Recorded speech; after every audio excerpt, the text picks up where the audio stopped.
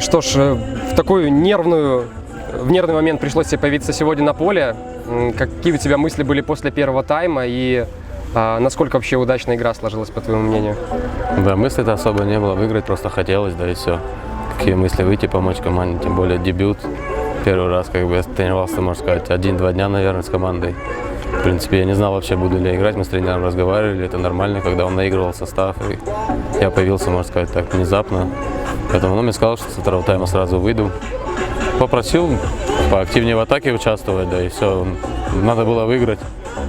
Выиграли, и мне было, не знаю, я рад, наверное, то, что дебют, получается, и выиграл, и дебютировал, все отлично. Как тебе вообще остановка в команде? Знаком ли ты с нашими игроками был до этого? Ну да, с некоторыми знаком, с некоторыми играл в одной команде даже. Поэтому проблем пока, слава богу, нету, нормально вроде влился в коллектив. Ну, будем работать, тренироваться, думаю, получше будет. Скажи, были ли у тебя другие какие-то варианты и почему ты выбрал именно Курмкадши для своего дальнейшего клуба? Ну, варианты были, да, называть, конечно, не буду, но раз да, мне позвонил тренер, плюс я говорю, что с ребятами знаком, разговаривал. Ну, решил, что можно, почему нет, попробовать выйти с командой в высшую лигу.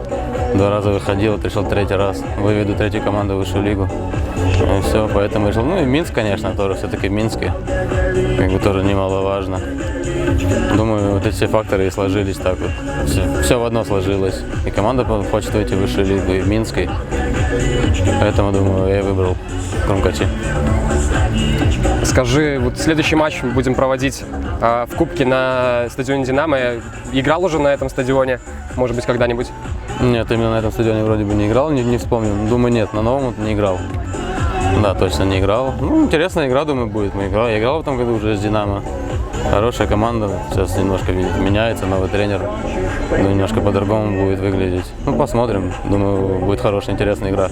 Для нас так точно, на таком стадионе приятно поиграть. Все ясно, спасибо.